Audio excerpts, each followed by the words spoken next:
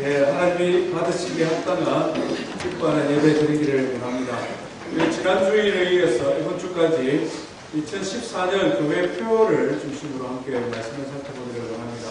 우리 14년 교회 표 우리 크게 한번 같이 읽어볼까요? 시작! 삶이 변화되는 삶이 변화되는 교회라는 주제로 달려가기를 원합니다. 지난 주가 첫 번째 시간이었는데요. 삶이 변화되는 교회 되기 위해서 제일 먼저 누가 먼저 변해야 될까요? 누가 먼저 변해야 될까요? 네가 먼저 변해. 그러지 마시고 내가 먼저 변해야 되죠. 예, 내가 먼저 변해야 됩니다. 그래서 성경 말씀에 그리스도 안에 있으면 새로운 피조물이라.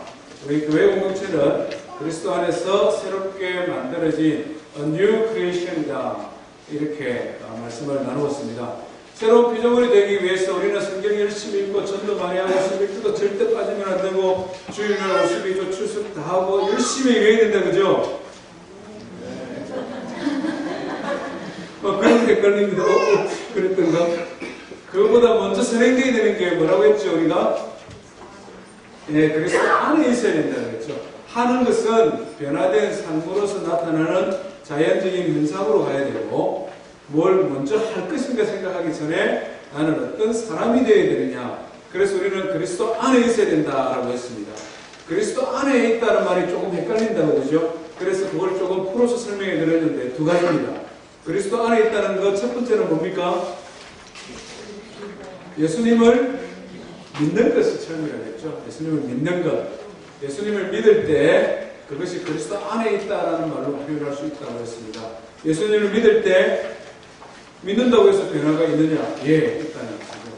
믿을 때에 우리 안에 성령님이 찾아오시고 그 성령님이 우리의 영혼을 변화시키기 시작하시면 하나님을 아버지라고 부를 수도 있고 하나님이 기뻐하는 일이 무엇인지를 고민하고 할 수도 있고 또 그것을 하도록 우리에게 능력을 주시기도 하고 때로는 그렇게 살지 못할 때에는 우리 마음에 왜 그렇게 살지 못하니 책망도 하시기도 하고 그것이 우리 안에 계시는 성령님의 역사, 성령님의 역할이기 때문에 예수님을 믿는다라고 고백할 때 변화는 시작되어지는 것입니다. 예수님을 믿고 성령님이 내 안에 계시는데도 불구하고 어떨 때는 하나님 안에 있는 것 같기도 하고 어떨 때는 하나님 밖에 있는 것 같기도 하고 인 있을 때도 있고 아웃 했을 때도 있고 이런 느낌이 들 때가 있다고 했지 않습니까? 기억나십니까? 예. 예수님이 안에 계심에도 불구하고 예수님 안에 있는 것 같기도 하고 예수님 밖에 있기도 하고 뭐 때문에 그런 현상이 일어나느냐 왜 그런 일이 일어나느냐 그것은 우리가 예수님을 믿을 때에 예수님을 즐거워하느냐 단지 믿습니다 말로써 언어의 고백이 아니라 예수님을 믿을 그때에 예수님은 나의 정말 소중한 분이십니다. 나의 가장 가치 있는 분이십니다. 그래서 내가 예수님과 함께 있는 것을 기뻐하고 내가 함께 있는 것을 즐거워합니다. 내가 제일 좋아하고 제일 소중한 사람과 같이 있고 싶어 하고 시간을 보내고 싶지 않습니까? 정말 사랑한다라고 말을 하면서 나는 당신을 정말 사랑해요.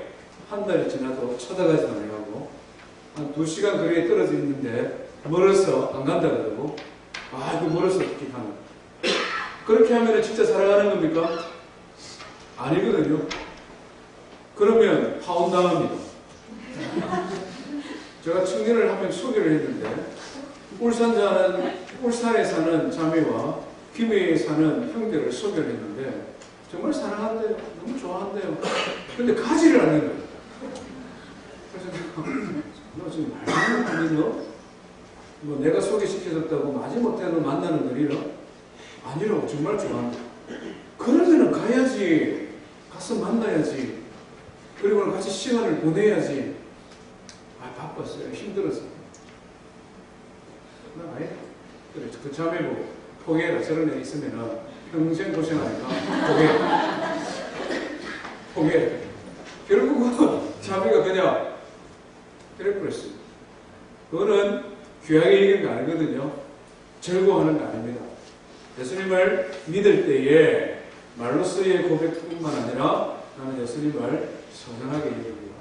그것은 참 귀하고 아주 보배로운 존재입니다. 그러면 즐거워할 수 있다. 그것이 새로운 피조물의 시작이다라고 했습니다. 오늘은 두 번째 시간인데요. 우리가 삶이 변화되는 교회가 되기 위해서는 내가 변화해야 되는 것도 첫 번째고, 두 번째는 교회 공동체는 또 어떻게 해야 되느냐. 삶이 변화되는 교회가 되기 위해서는 교회에게 주신 하나님의 말씀이 있다는 것이죠. 삶이 변화되는 교회, 하나님께서 우리 교회를 신년에 어떤 모습으로 이끌어 가실까, 어떤 모습을 기대하실까, 그걸 오늘 우리가 함께 살펴보기를 원합니다. 하나님의 말씀은요, 고린도후서 5장 17절에서 19절 말씀입니다. 18절, 19절을 조금 더 주목해서 보시고, 성경을 읽을 때에 화목이라는 단어가 5번 등장합니다. 화목, 좀 클리어하지 않으시면 화해라는 말로 생각하셔도 되겠습니다. 현대인의 성경이나 쉬운 성경은 화목이라는 단어 대신에 화해라는 단어를 썼습니다. 똑같은 의미가 되겠습니다. 우리 한번 한 목소리로 한번 같이 읽어보겠습니다. 17절부터 19절입니다. 시작. 그런즉 누구든지 그리스도 안에 있으면 새로운 구조물이라. 이전 것은 지나갔으니 보라 새 것이 되었도다. 모든 것이 하나님께로 갔으며 그가 그리스도로 말미암아 우리를 자기와 화목하게 하시고 또 우리에게 화목하게 하는 식구를 주셨으니 곧 하나님께서 그리스도 안에 계시사 세상을 자기와 화목하게 하시며 그들의 죄를 그들에게 돌리게 하시고 화목하게 하는 말씀을 우리에게 부탁하셨느니라. 아멘. 화목하게라는 단어가 반복적으로 5번이나 등장하고 있습니다. 화목하게, 이 말은 영어로는 reconcile이라는 단어를 사용했습니다. 화해시키다. 현대인의 성경이나 새로운 번역은 화해하다라는 말로 아예 사용을 했습니다. 오늘 설교하는 중에는 화해하다, 화해시키다 이런 말로 통일을 해서 사용을 하도록 하겠습니다. 이것은 헬라어에서는 카탈로소라는 단어를 사용했습니다. 카탈로스, 카타 이 말은 아래로 이 말이고, 로소, 알라소라는 단어는 이전에 잘못된 것을 새롭게 하다 이런 뜻을 가지고 있습니다. 아래로 이전에 잘못된 것을 새롭게 하다. 하나님과 사람 사이에 이전에 잘못된 것을 새롭게 하는 것, 이것이 카탈로소. 하나님과, 위에 계신 하나님과 우리 인생이 잘못된 것, 꼬여있는 것, 이것을 다시금 새롭게 하는 것, 잘못된 것을 새롭게 하는 것, 화해입니다. 화해. 교회 공동체에 주신 하나님의 말씀은 우리로 하여금 하나님과 세상을 화해하게 하는 직분을 주셨다, 이렇게 기록을 하고 있습니다. 18절 한번 보십시오. 또 우리에게 화해하게 하는 직분을 주셨으니, 교회 공동체를 향한 하나님의 기대는 우리를 통하여 세상 사람들이 하나님과 화해하게 하는 것입니다. 어떻게 세상 사람들로 하여금 하나님과 화해하게 할 수 있을까요? 세상과 하나님과의 관계는 우리가 지난주에 살펴본 것처럼 예수 그리스도 밖에 있을 때에는 화해하지 못하는 관계입니다. 오히려 원수된 관계입니다. 오히려 하나님을 두려워하고 무서워하고 하나님에게로부터 도망가는 관계입니다. 그렇지 않습니까? 우리가 아담과 하와가 범죄했을 때에 하나님께서 아담을 찾아가셨을 때에 아담아 내가 어디 있느냐? 아담은 나무 아래 숨었습니다. 하나님의 음성에 귀를 막았습니다. 하나님을 무서워하여 도망간 것입니다. 그의 몸은 살아있지만 그의 영혼은 하나님과의 관계는 깨어져 있는 상태, 단절되어져 있는 상태. 그래서 에베소서 기자는 허물과 죄로 말미암아 죽은 상태, 하나님을 떠난 인생이 그렇다는 것입니다. 그런데 이 하나님과 인생을 어떻게 회복시킬 것인가? 어떻게 화해시킬 것인가? 하나님께서는 화해의 손을 먼저 내밀어 주셨습니다. 누구를 통하여? 예수 그리스도를 통하여, 그리스도를 통하여 예수님께서 우리를 대신하여 십자가에 달려 죽으심으로 말미암아 하나님과 우리가 화해할 수 있는 길을 하나님께서는 이미 열어주셨습니다. 하나님께서는 예수님을 통하여 화해의 손길을 내밀어 주셨습니다. 그런데 세상 사람들이 이걸 몰라요. 모릅니다. 하나님은 우리를 사랑하시기 위해 독생자까지 주시기, 희생시키시면서 우리를 사랑해 주셨는데 세상 사람들은 모릅니다. 어떻게 이것을 알고 하나님과 세상이 화해할 수 있을까요? 그것을 바로 우리에게 맡기셨다. 그 역할을 우리에게 맡기셨다 하는 것입니다. 대단한 역할입니까? 보잘것없는 역할입니까? 대단한 역할. 특사나 마찬가지입니다. 우리 모습 보면은 우리가 이런 일을 감당할 만한 자질과 능력이 있어 보입니까? 하나님의 특사로 나는 부름을 받았습니다. 이렇게 말을 하려고 하니까 좀 부끄러움이 있지 않습니까? 그런데 하나님은 그런 말씀 전혀 안 하십니다. 전혀 그런 표현도 안 주시고 그런 느낌조차도 주지 아니하시고 바로 그냥 말씀하시는데 우리로 하나님과 화목하게 하시고 우리를 세상과 하나님이 화목하게 하는 직분을 주셨다. 미니스트리, 직분, 말 그대로 사역, 특사로 우리를 불러주셨다 하는 것입니다. 오늘 이것을 우리 한번 나누어 보기를 원합니다. 교회가 어떻게 세상과 하나님 사이에 화해할 수 있는 이런 중재자, 화해자의 역할을 감당할 수 있을까? 첫 번째는요, 먼저 우리가 하나님과 화해한 사람이 되어야 한다는 것입니다. 오늘 18절에 한번 보십시오. 모든 것이 하나님께로 났으며 그가 그리스도로 말미암아 우리를 자기와 화목하게 하시고. 우리가 어떤 두 사람이 싸웠지 않습니까? 둘이서 싸웠습니다. 그래서 막 원수가 됐습니다. 그래서 이 두 사람을 화해시키려고 하면 내가 어떻게 해야 됩니까? 이 두 사람과 나는 화해된 사람이 중재자가 될 수 있습니다. 다 이해하시죠? 제가 설명이 좀 부족한 것 같습니다. 둘이 싸웠는데 그 중에 하나가 내하고 옛날에 싸워가 사이가 안 좋다. 그럼 내가 화해자 될 수 있겠습니까? 안 됐죠. 둘 중에 하나가 내가 말도 안 하는데 내가 화해시킨다고 막 하면 그 사람이 뭐라고 말하겠습니까? 니하고 내하고 무슨 관계 있냐고. 자네하고 내하고도 지금 싸워가지고 말도 안 하는데 화해는 무슨 화해? 세상과 하나님을 화해시키기 위해서는 내가 먼저 하나님과 화해하라는 것입니다. 그리스도 안에 있으면 새로운 피조물이라고 했는데 우리가 다 예수 믿는 하나님의 자녀입니다. 그렇다면 우리는 하나님과 평화의 관계, 화해의 관계에 있습니까? 없습니까? 당연히 있어야 됩니다. 그런데 경우에 따라서는 어떻습니까? 나는 예수님 안에 있는데도 하나님하고 나와의 관계가 화해되지 못할 때가 간혹 있습니까? 없습니까? 있습니다.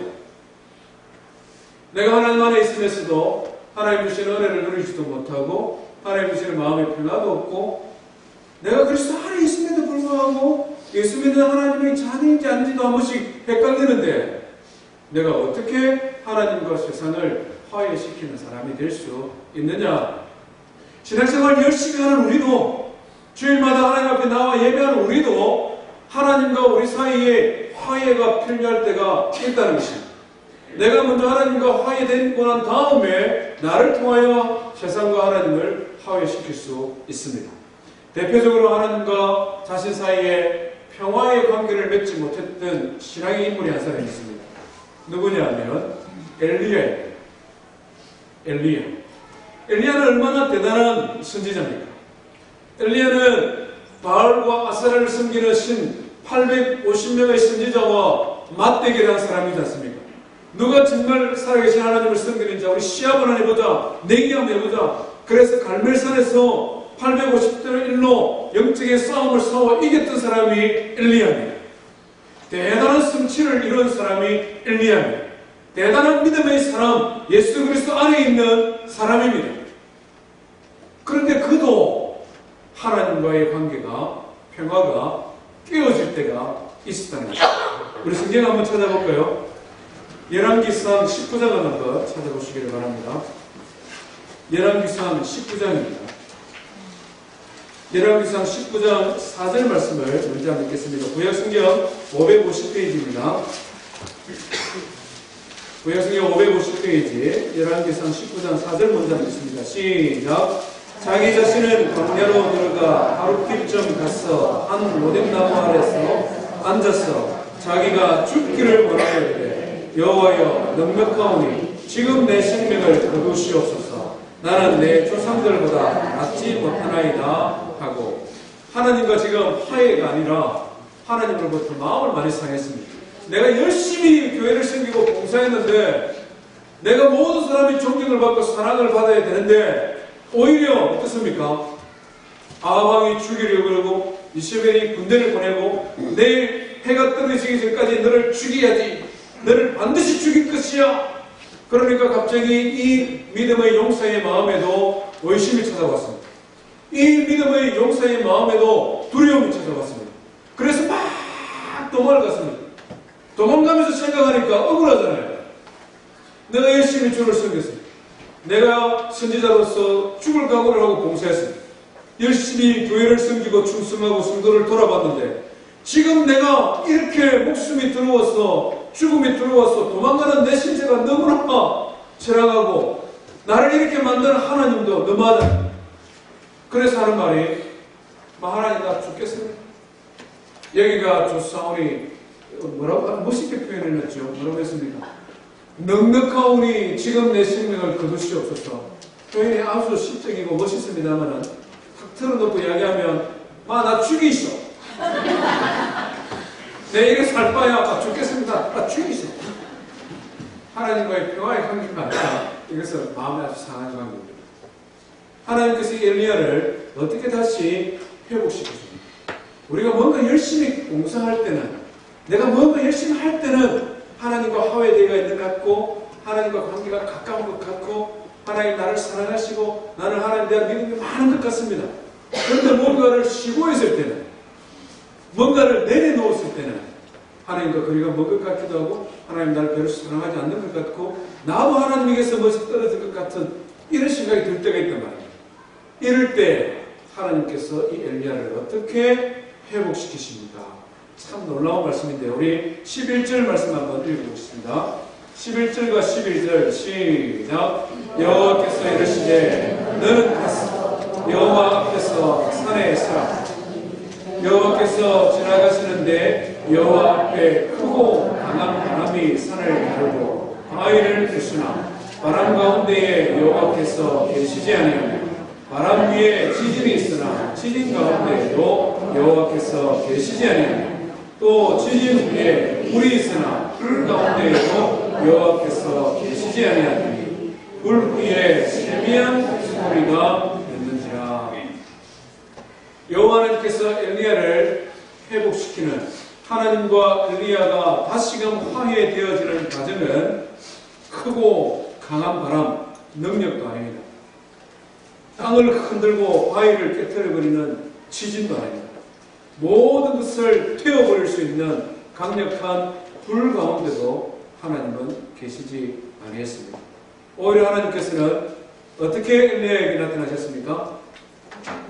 세미한 소리로, 영어 성경을 보면 gentle whisper, gentle한, 아주 다감한 음성으로 예수님은 엘리야와의 관계를 회복시켜 주셨습니다. 우리가 하나님과 화목하게 되는 것은 내가 많은 사역을 하는 것, 내가 사람들이 보기에 놀랄만한 무엇인가 일을 하는 것, 그것이 아니라 오히려 하나님의 음성을 듣는 것입니다. 내 안에 계시는 성령님, 내 안에서 나의 영을 통하여 말씀하시는 세밀한 하나님의 음성을 들을 그때에 그 음성을 듣고 그 음성에 순종하여 나의 걸음을 한 발짝 한 발짝 주님께로 가져갈 그때에 우리는 하나님과 화해할 수 있는 것입니다. 예수님께서는 요한계시록 3장에서도 동일한 게 우리에게 말씀하셨습니다. 볼지어다 내가 문 밖에 서서 두드리노니 누구든지 나의 음성을 듣고, 이렇게 말씀하셨습니다. 나의 음성을 듣고 나의 하는 일을 보고 나의 초자연적인 기적을 보고 나의 놀랄만한 특별한 은사를 보고, 이렇게 말씀하지 않으시고 나의 음성을 듣고. 우리가 지난주에 살펴본 것처럼 새로운 피조물은 예수 그리스도를 주로 고백할 때 우리 안에 찾아오신 성령님께서 말씀하기를 시작하신다고 하셨죠. 성령님 말씀을 듣고 계십니까? 주무시면 주무시고 계시면 어떻게 하나님의 말씀을 들을 수가 있겠습니까? 세미한 음성입니다. 세미한 음성입니다. 세상에 많은 소음들이 얼마나 많습니까? 우리가 하나님의 말씀을 듣고 순종하지 못하도록 세상의 성공의 원리들이 얼마나 많습니까? 생각에 재미나는 이야기들이 얼마나 많습니까? 세상에 급하게 처리해야 될 일이라고 지금 당장 해야 된다고 요구하는 것들이 얼마나 많습니까? 그런 소리들 가운데 성령님의 세미한 음성을 듣는 것이 어려울 수도 있습니다. 그래서 우리가 하나님의 말씀을 읽기도 하고 큐티를 하기도 하고 설교집을 통해 설교를 읽기도 하고 설교를 듣기도 하고, 그렇게 할 때에 우리의 영혼은 날마다 새로운 기운을 가지게 되고, 우리가 그 음성에 조금씩 더 민감해져 갈 때에 우리는 그 음성에 순종할 수 있는 능력도 우리 안에 생기게 되고, 그것이 바로 변화된 삶으로 살아가는 하나님과 내가 먼저 화해되는 비결이다 하는 것입니다. 우리가 세상에서 기능하기 전에 먼저 우리 모든 성도님들이 하나님의 음성을 통하여 하나님과 화해하기를 주의 이름으로 축원드립니다. 네. 화해하십시오. 두 번째로 오늘 본문이 주시는 말씀은요, 그렇다면 교회 공동체가 하나님과 화해를 한 우리가 어떻게 하나님과 세상을 화해시키는 사람이 될 수 있을까? 어떻게 복음의 중재자가 될 수 있을까? 어떻게 하면 우리가 이 화해자의 직분을 감당할 수 있을까? 몇 가지를 살펴보기를 원합니다. 첫 번째는요, 먼저 우리가 화해자로서의 사명을 감당하기 위해서는 교회는 개인의 신앙 성장을 위해 계속적으로 노력하는 교회가 되어야 한다는 것입니다. 개인의 신앙 성장을 위해 끊임없이 새로운 자극을 주고 새로운 도전을 주고, 그래서 개인의 삶이 그가 개인적으로 하나님과 자신과의 관계뿐만 아니라 성도와 성도 간의 관계에 있어서 삶이 변화되어서록 끊임없이 자극을 주는 교회, 그것이 바로 세상과 화목하게 하는 교회의 첫 번째 역할이다 하는 것입니다. 오늘 이 시대를 살아가는 사람의 일반적인 특징이 뭡니까? 사람들은 간섭받는 것을 굉장히 싫어합니다. 소비자는 왕이다라는 말이 모든 삶의 영역 속에서 너무나 깊이 자리 잡고 영향력을 끼칩니다. 무엇이든지 내가 주도적으로 무엇인가 나의 뜻에 의해 취사 선택하는 것, 그것이 강박적일 만큼 사람들의 깊은 머릿속에 자리 잡고 있습니다. 그래서 신앙생활도 그렇게 하는 것입니다. 마치 소비자가 어떤 물건을 취사 선택하듯이 교회를 쇼핑하는 것도 그렇고, 교회 공동체에 대한 생각이 처음부터 교회는 나의 필요를 채워주는 것이다 라는 신념이 너무나 강하다는 것입니다. 교회 공동체는 나를 섬기는 것이고 나의 필요를 위해 나는 교회를 선택한다. 이것이 오늘 이 시대의 많은 신앙인들이 이런 삶을 이런 생각을 가지고 신앙생활을 한다는 것입니다. 교회는 나를 섬기고 나는 나의 필요를 채우기 위해 신앙생활한다. 절대로 화해하는 성도, 화해시키는 교회가 될 수가 없습니다. 그렇지 않습니까? 나의 필요를 채우기 바쁜데 내가 어떻게 남을 돌아보며 어떻게 남을 섬길 수가 있다는 말입니다. 그렇기 때문에 교회는 끊임없이 화해시키는 교회가 되기 위해서, 건강한 교회가 되기 위해서는 개개인의 신앙 성장을 위해 관심을 가지고 다른 성도들이 성숙한 신앙인이 되도록 화해하는 신앙인이 되도록 지속적으로 격려하고 권면하고 그래서 신앙의 삶의 변화를 가져오도록 챌린지할 수 있는 교회, 그것이 바로 화목하게 하는 교회다.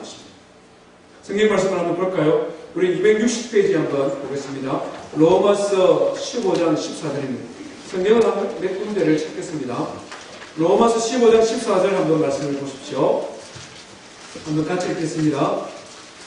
로마서 15장 14절입니다. 시작. 내 형제들아, 너희가 스스로 선함이 가득하고 모든 지식이 차서 능히 서로 권하는 자임을 나도 확신하노라. 로마 교회 성도들은 착합니다. 로마 교회 성도들은 말씀의 지식도 많습니다. 로마 교회 성도들은 하나님과 세상을 화해시키는 그런 교회입니다. 어떻게 이 교회가 그런 교회가 될 수 있었느냐? 서로 권했기 때문에 그래요. 능히 서로 권하는 자임을 나도 확신하노라. 영어 성경은 이것을 뭐라고 표현하냐면 to instruct one another. 서로 instruct, 서로 one another. instruct가 뭡니까? 교훈하고 가르치고 지시하는 거죠. 우리가 싫어하는 말이에요. 교훈하고 가르치고 지시하는 거죠. instruct 하면은 싫어하는. 그런데 화해시키는 교회는 그렇게 한다는 거예요. 서로 성도와 성도 간에 또 한 것을 보겠습니다. 데살로니가전서 5장을 한번 보시길 바랍니다. 데살로니가전서 5장 333페이지입니다. 데살로니가전서 5장 13절 말씀을 우리 누가 찾으신 분 큰 목소리 한번 읽어주시겠습니까? 5장 13절 시작. 그들의 역사로 말미암아 사랑 안에서 가장 귀히 여기며 너희들이 화목하라. 데살로니가전서 5장 14절 시작. 또 형제들아 너희를 권면하노니 게으른 자들을 권계하며 마음이 약한 자들을 격려하고 힘이 없는 자들을 붙들어주며 모든 사람에게 오래 참으라.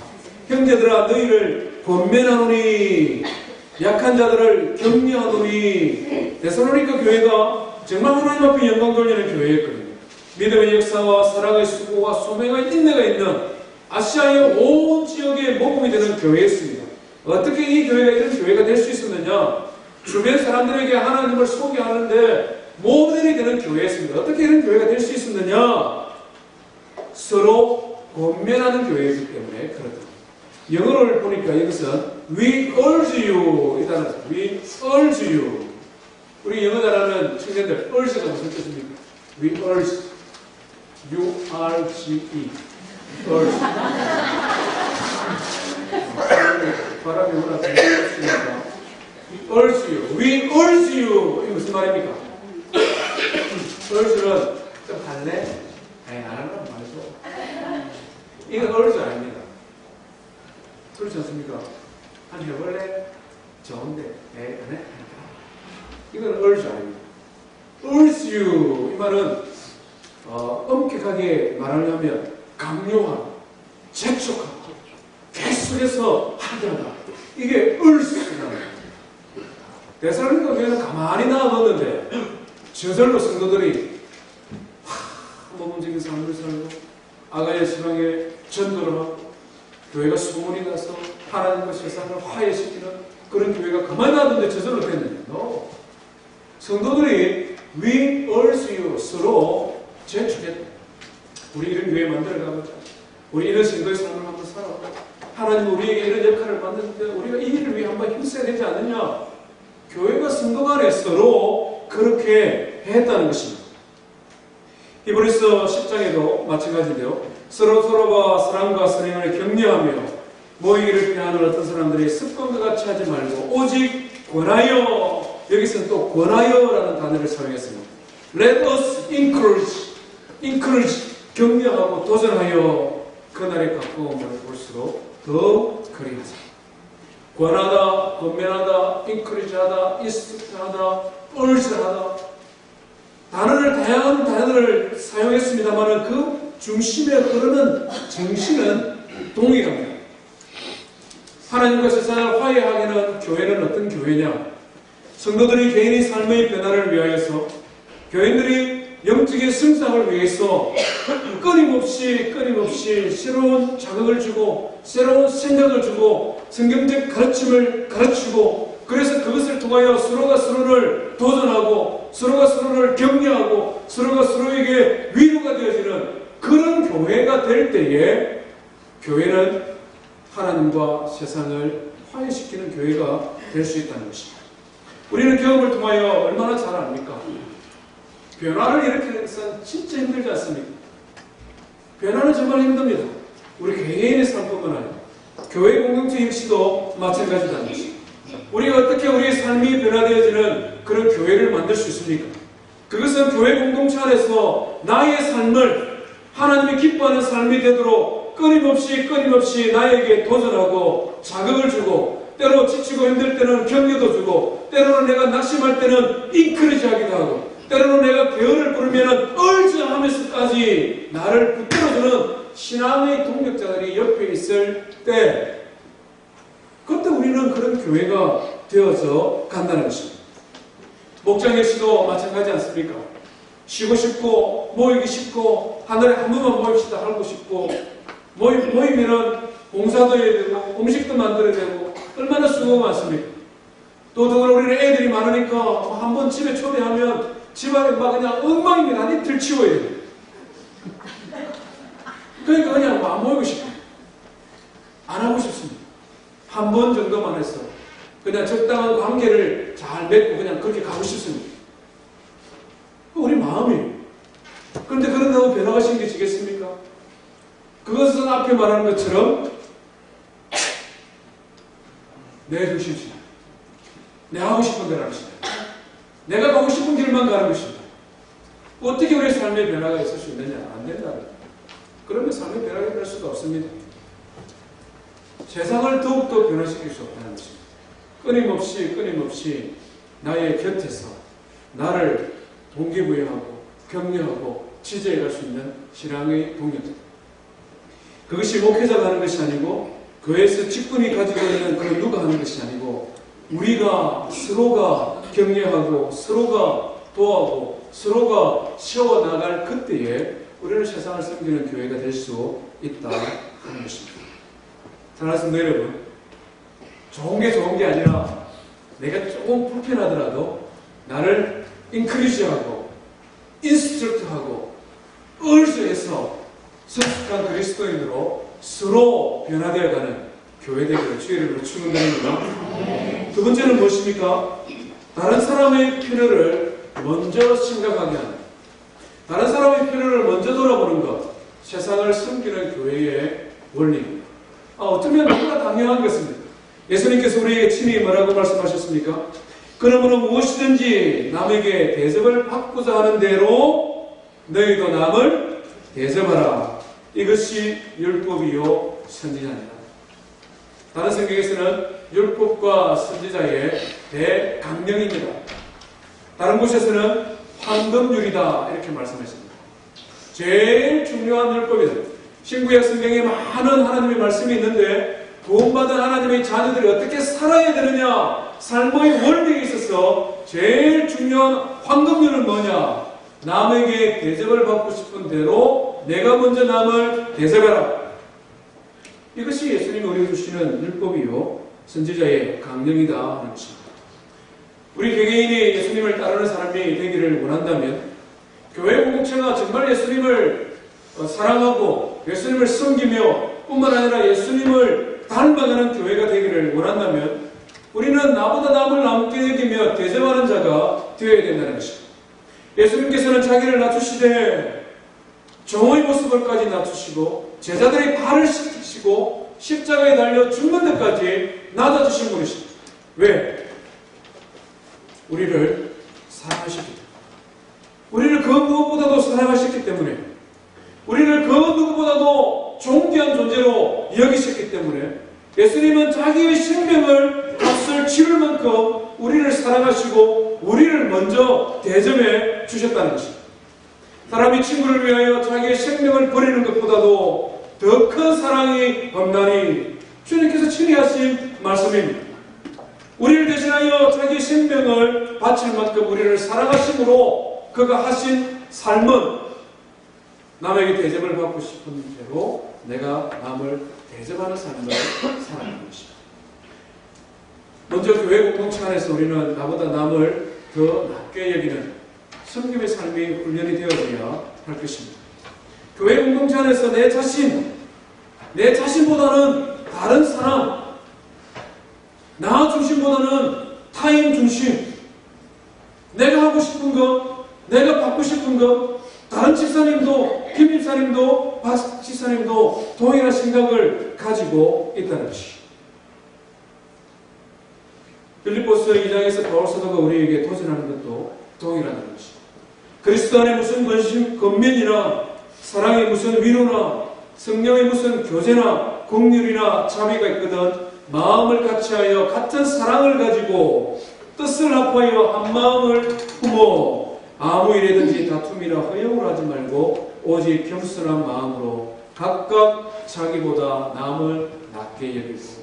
같이 한번 해볼까요? 각각 자기보다 남을 더 낮게 여기고. 예. 나보다 남을 더 낮게 여기는 것이 교회 공동체 안에서 이루어질 때 그것은 자연스럽게 물이 높은 데서 낮은 데로 흐르는 것처럼 그런 마음이, 그런 생각이, 그런 삶이 세상을 향하여 흐를 수 있다는 것입니다. 옆에 있는 성도를 한번 보시기 바랍니다. 좌우를 한번 보십시오. 이쁩니까? 멋있게 생겼습니까? 진짜입니까?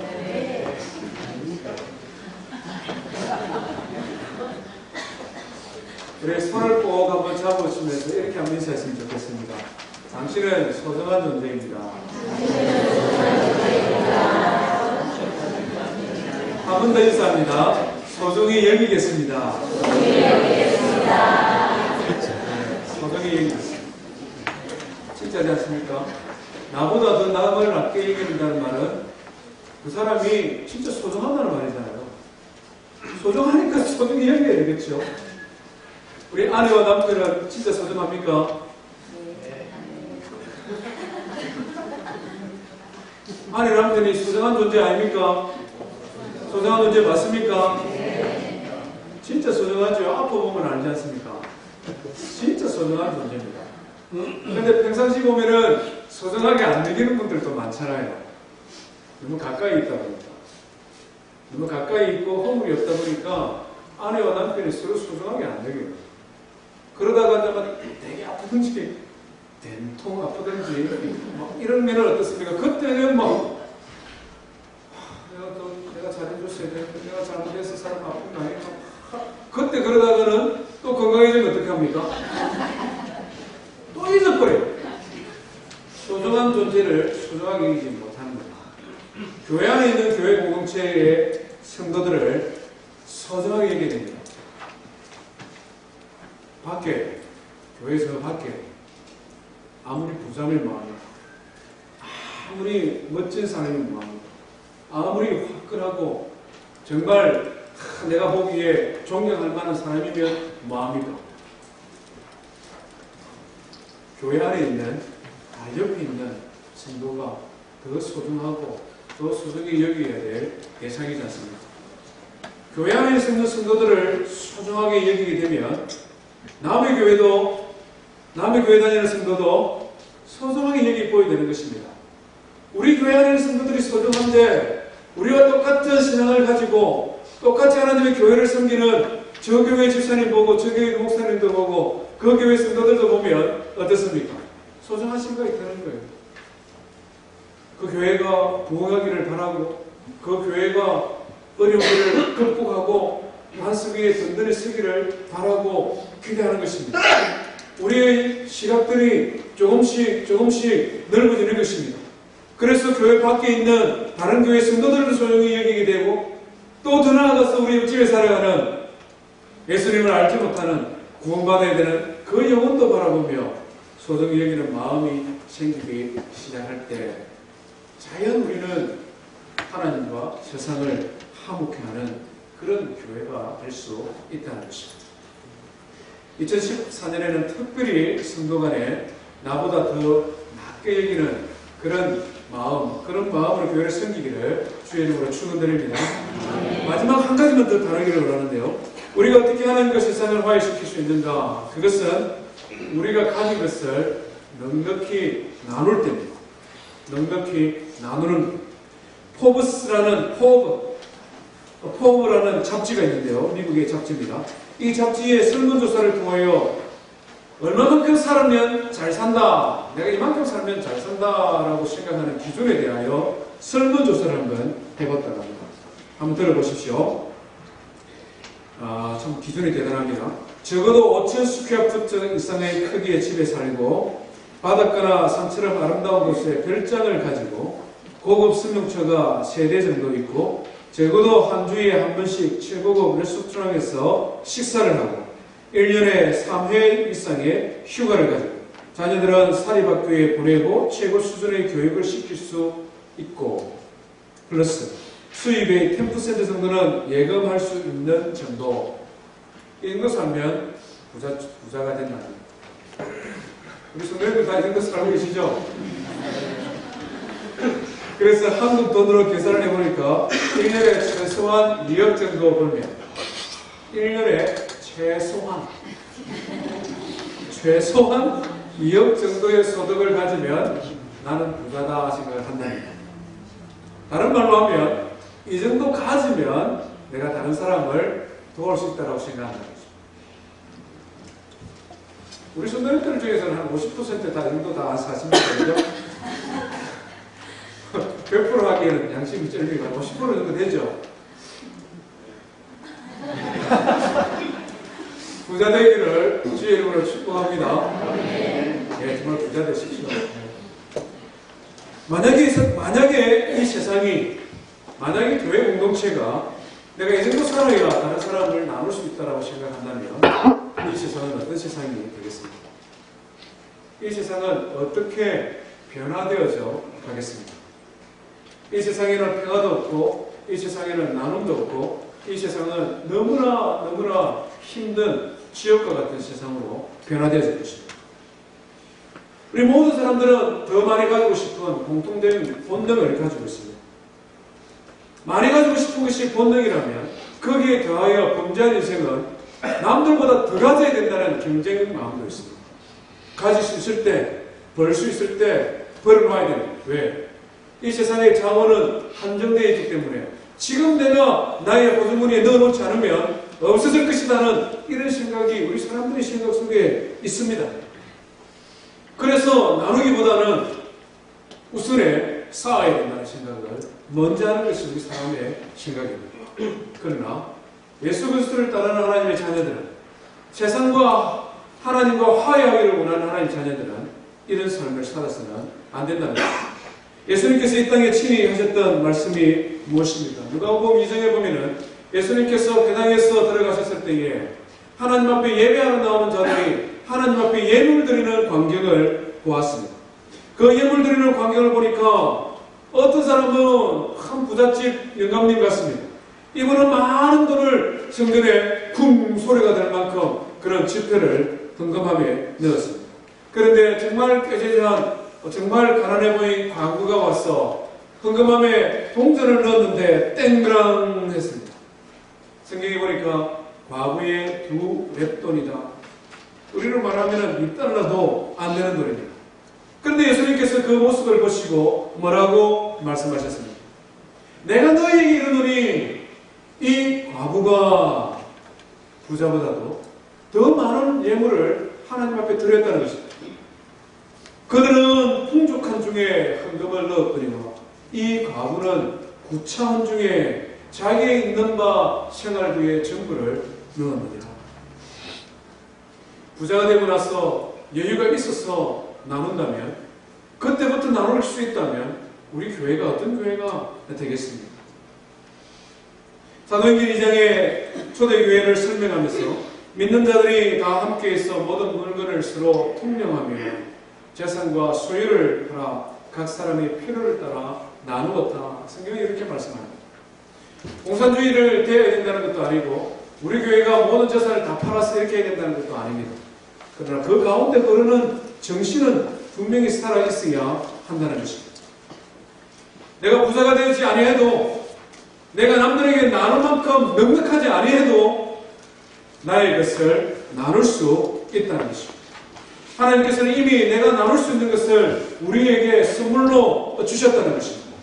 넉넉하게 나눌 수 있는 것을 하나님께서 이미 우리에게 주셨다는 것입니다. 우리는 무엇을 나눌 수 있습니까? 우리의 마음을 나눌 수 있습니다. 우리의 마음, 얼마나 신기한 것이 우리 사람의 마음입니다. 마음으로 생각하고, 마음으로 계획하고, 마음으로 느끼고, 마음으로 상상하고, 마음을 통하여 동정도 하고, 마음을 통하여 위로도 할 수 있고, 마음을 통하여 모든 일의 시작은 마음입니다. 다른 사람의 슬픔을 위로할 수 있는 마음, 다음 사람들이 당한 어려움을 어떻게 내가 좀 도와서 해결해 줄 수 있을까 염려하는 마음, 다른 사람의 문제를 해결하기 위해 내가 가지고 있는 지혜를 동원해서 노력하는 마음, 이거 안 가진 분 계십니까? 나는 마음이 없다 이런 분 있습니까? 하나님께서 이미 우리에게 마음을 주셨습니다. 우리 마음을 넉넉하게 나누기를 주의 이름으로 축원드립니다. 몸도 주셨지 않습니까? 우리 다 건강하지 않습니까? 하나님 우리에게 주신 몸입니다. 하나님 우리에게 주신 최고의 자산이고 최고의 선물입니다. 성도들을 섬길 때 우리 몸으로 희생하는 것입니다. 교회에 봉사하는 것도 몸으로 하는 것입니다. 홈리스를 돕기 위해 샌드위치를 만드는 것도, 우리 자녀들을 위하여 밥을 해주는 것도 우리 몸으로 섬기는 것들입니다. 우리의 재능, 우리의 시간, 우리의 물질, 하나님께서 우리에게 주신 모든 것 넉넉하게 나누는 교회 되기를 주의 이름으로 축원드립니다. 특별히 우리가 이민자로 살아가기 때문에 이 나누는 것이 얼마나 하나님과 세상 사이에 화목하게 하는 일인 줄 모릅니다. 청년들과 음식을 많이 나누기를 주의 이름으로 축원드립니다. 청년들과 뭘 나눌 수 있겠어요? 우리보다 공부도 잘하고 영어도 잘하고 우리보다 더 장래가 기대되어지는 청년들. 한 가지 못하는 거 음식을 못해요. 한 달에 한 번 전체 모임할 때 맛있는 거 만들어서 주는 거, 나누는 것입니다. 우리 교회 청년들이 참 많습니다. 왜 우리 교회 청년들이 올까? 여러 가지 생각을 해봤는데요. 목사가 인물이 좋습니까? 말씀이 탁월합니다. 다 아니거든요. 잘 먹였어요. 진짜. 우리 은철 목사님 참 있을 때 잘 먹였어요. 앞으로도 더 잘 먹이려고 노력합니다. 숫자가 많아지니까 좀 부담은 되는데요. 한 4, 5년, 이렇게 몇 년에 걸쳐서 청년들이 성장하는 단계를 보는데, 처음 한 2, 3년은 교회 봉사를 전혀 시키지 않았습니다. 교사도 안 시키고 찬양팀도 안 했습니다. 역량이 없는 친구들도 있었지만 역량 있는 친구들도 안 시켰습니다. 청년들은 먹고 마시고 받아야 됩니다. 그렇게 한 몇 년 지나니까 숫자도 많아지고 믿음도 성장하고 그 속에는 봉사할 수 있는 사람들도 생겨요. 그래서 지금을 보면 주일학교도 뉴스그룹도 찬양팀도 청년들이 얼마나 또 봉사단으로 많이 생긴 줄 모릅니다. 자꾸 먹이면 자꾸 청년들 데려오고 또 데려오면은 그 중에 믿음도 성장하고 그러다 보면 그 중에 교회의 일꾼도 되고 그러다 보면 세상과 하나님 사이에 화목하게 되는 요즘 청년들이 얼마나 세상을 향하여 나아가기 쉽습니까? 뭐 하면 된다고요? 먹이. 처음 이민 온 사람들은 힘들고 어렵지 않습니까? 그들을 돕기 위해 우리의 시간을 투자하고 때로는 물질도 투자하고 그래 놓고 난 다음에도 칭찬 못 받을 때도 있습니다. 그래도 넉넉히 모으면 결국 어떻게 됩니까? 하나님과 세상에 화목하게 하는 역할을 하는 것입니다. 엘프른 장로교회가 정말 이 지역에 자리 잡고 있으면서 성도 각사님이 하나님과 화목하게 되어지고 우리 교회를 통하여 세상과 하나님이 화목해지는 그런 하나님 앞에 영광 돌리는 교회 되기를 주의 이름으로 축원드립니다. 이 말씀 기억하며 함께 하나님 앞에 찬송하십시다.